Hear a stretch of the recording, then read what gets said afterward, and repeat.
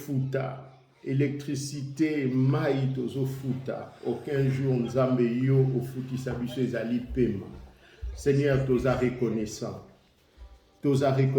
ozobomba ozobatela biso. Saint-Esprit na mitiki moma oyo yondo kamba yonde odirige chamaloba na yo kati nanga nyonso ezali ya yote nzambe na bengani yango mosika na kombo na Yesu Kristo. Pambola moko na moko akoyoka liloba oyo, préparer mitema na biso pour recevoir Seigneur liloba oyo venant de toi. Dans le nom de Jésus-Christ. Biso bansotolobi. Amen. Amen. Gloire au Seigneur. Bien-aimés, voilà, c'est votre humble serviteur. Misusunde ba mesana kobenga papa Mokambi, papa Nono, papa Nochari. Voilà, c'est bien moi. Tika ete nzamba pambola bino de partout au Bozali, Nakatia, Sentinelle Mobimba, nzambe apambola bino bandeko oyo pe bazozwa oezali opportunité occasion ya kolanda biso via ba réseaux sociaux nzambe apambola bino. Depuis hier, nous allons aborder le sujet oyo, le sang. Alors, na lombango, moi rappelle na mekaki ko sala lobi pona koloba ete le sang makila ezali bisika oyo via mutu ezali kofanda. Là où réside la vie humaine. Mais na kati ya makila wana ezali canal, ezali voie, ezali nzela oyo pe batu bakoki kozwa ba information au travers ya makila. Et to monaki yango ke mutu soki abeli akei hôpital ba prélever ye makila, bien aimé bakomona pe même maladie mususu oyo bombama au travers ya makila. Donc ezali canal moko oyo ezali ko pesa batu ba information. Et dans le monde spirituel aussi, batu belé ba salinini baza kozwa oyo ezali ba information, voire même ya lignée familiale nanzela ya nini ya makila. Par exemple, bakoyeba ete papa Ganda ezana arrière grand-parent na ye azalaka na bandundu na place boy bien aimé au travers ya makila. Et tolobaki yango ete ke na tango akala makila ezalaki ko utiliser oyo ezalaki makila ya babouk soki batu basalimbe ba soki batu basumuki. Mais makila wana ezalaki kaka ko couvrir. C'est-à-dire ezalaki kaka ko zipa lisumu. Mais conséquences ezalaki kaka. Répercussions ezalaki kaka. D'où yango nzambe ye moko à la personne de Jésus-Christ ayaki et connaissant aussi que non oui makila et jouaka rôle makasi nzambe yango ye moko na croix ayaki pe kosala nini kosopa oyo ezali makila na ye. Et bien aimé, histoire d'abord ya makila et bandi dès le commencement. Kaye abomi leki na ye Abel parce que nzamba a grillé oyo ezali lipamboli a grillé offrande ya Abel. Kaye abomi ye. Mais botala tango nzamba zotu na Kaye ayebisi ye alobi ke non mais wapi ndeko na yo Abel. Parce que makila na ye esali nini ezoganga ti na trône na ngai. Donc pour dire que non bien aimé makila ezaka kandenge tozomona ngote que non liquide moko ezali rouge, mais c'est tout un mystère oyo e bomba minasima. Na bandeko oyo peut-être basala quand même na l'hôpital, hier j'avais dit de 0 à 3 mois ceux qui batu bake ko sala oyo ezali IVG, interruption à grossesse. Et l'oko bimaka ezalaka makila. Mais makila wana ezobima wana c'est la vie. Ezali mutu, ezabomoy. Donc bien aimé, makila ezali eloko moko très très important. Na yango, na lingi vraiment au travers d'enseignement oyo, to comprendre vraiment que nos mystères ya makila ya Jésus-Christ. Et lobby na lobaki yango était au travers ya makila ngana yo bien aimé tozozwa o ezali bolimbisi ya masumu na biso. Au travers ya makila ya Yesu Christo ngana yo tozozwa délivrance. Au travers ya makila na Yesu tozako zwa oyo ezali lobiko.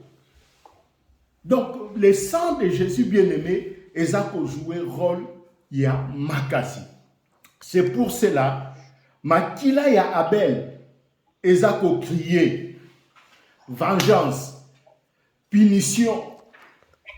Oui, atelengana mutu oya salinga mabe. Ça, c'est le sang, il y a Abel. Mais bien aimé, le sang de Jésus, ezolo bande. Makila na Yesu parle. Makila na Yesu ezako loba. Bisika oyo lisumu ezalaki. Na makila na Yesu nzamba zolimbisa pa azobosana. Conséquence moke bozala lisusu te. Amen. Yango ndeko na ngai.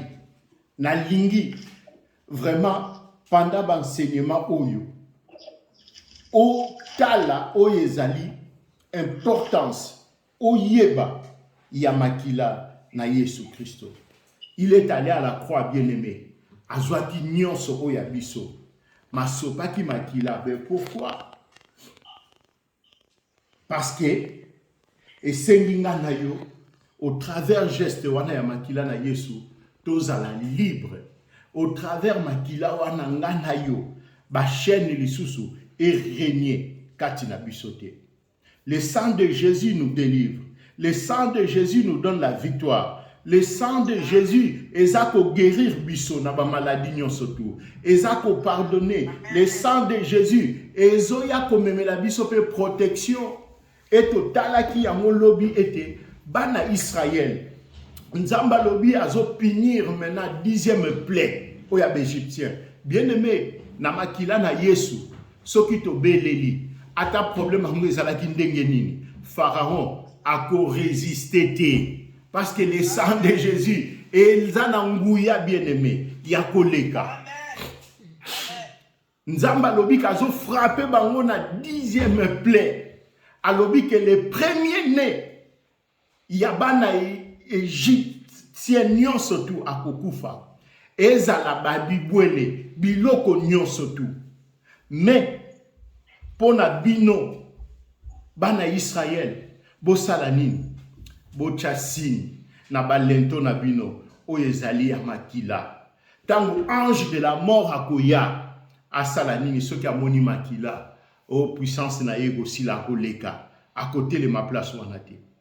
Yango na lobaki lobi bien aimé, soki ezalaki atana égyptien moko ayoka ki fuite et que côté kuna makila na yi et makila soki toche bien aimé Égypte mba soki ba tchaki kufelinga ki ezalaki parce que makila ezalaki ko symboliser o ezali Christ ye moko que notango Christ azoya même na kati ya ndako na yo ata bitumba ngo eza ndenge nini bien aimé bakolonga yo te.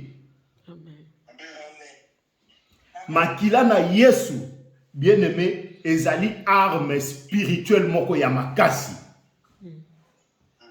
Makila na Yesu, ezali makila ya babukte, o ezalaki ko couvrir.